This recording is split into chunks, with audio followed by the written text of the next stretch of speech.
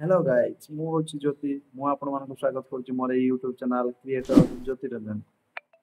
ମୁଁ ଏଇ ଚ୍ୟାନେଲରେ ଆପଣମାନଙ୍କ ପାଇଁ ଆଉ ଏକ ଛୋଟ ଭିଡ଼ିଓ ନେଇ ଆସିଛି ଯାହାକି ଶିକ୍ଷା ଏବଂ ଏଜୁକେସନ ଉପରେ ଆଧାରିତ ଅଛି। ପିଲାମାନଙ୍କୁ ଯୋଗ ପ୍ରକ୍ରିୟା ଆମେ କିପରି ଶିଖେଇବା। ଯୋଗ ପ୍ରକ୍ରିୟା ତ ନର୍ମାଲି ଆମେ ଶିକ୍ଷା ଦେଇଥାନ୍ତି ପିଲାମାନେ ବି ଶିଖିଥାନ୍ତି କିନ୍ତୁ ମୁଁ ଯେଉଁ ଭିଡ଼ିଓଟି ଆପଣମାନଙ୍କ ପାଇଁ ଆଜି ନେଇ ଆସିଛି ଏଥିରେ ଯୋଗ ପ୍ରକ୍ରିୟାକୁ ଶିକ୍ଷା ଦେବା ପାଇଁ ବହୁତ ସହଜ ହେବ ପିଲାମାନଙ୍କୁ ବୁଝିବା ପରେ ମଧ୍ୟ ସହଜ ହୋଇପାରିବ।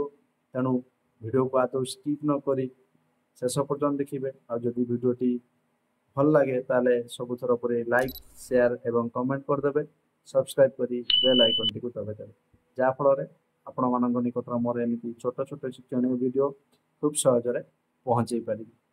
ତେଣୁ ଆଉ ଡେରି ନକରି ଚାଲନ୍ତୁ ଆରମ୍ଭ କରିବା ଏହି ଶିକ୍ଷଣୀୟ ଯୋଗ ପ୍ରକ୍ରିୟା ଭିଡ଼ିଓକୁ। Let's go. ଆଜି କ'ଣ କରିବା ଆମେ ଆଉ ଗୋଟେ ନୂଆ ଉପାୟ ଶିଖିବା ଯୋଗର ପ୍ରକ୍ରିୟା କରିବା। ହଁ କି ନାହିଁ ଯୋଗ କେମିତି କରିବା ପୁରା ସହଜରେ ଆମେ କରିପାରିବା। କେମିତି କରିବା ଆମେ ନର୍ମାଲି ଯୋଗ କରନ୍ତି 9 ରୁ 5 ମିଶାନ୍ତି 4 ରଖନ୍ତି 1 ନିଅନ୍ତି। ହଁ କି ନାହିଁ ଆମେ ଆଜି କ'ଣ କରିବା ତାର ଉଲ୍ଟା ନେଇକି ଯିବା। କେମିତି ନବା 6 7 କେତେ ହବ 13 ହବ 1 3 ଲେଖିଲେ 13।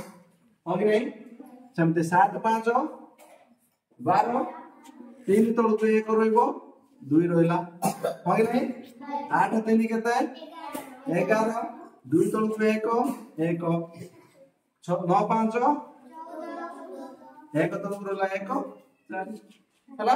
ବର୍ତ୍ତମାନ କ'ଣ କରିବା ଆମେ ସବୁ ମିଶେଇଦେବା 4 କୁ 4 1 1 2 1 3 1 1 କୁ ହେଲା।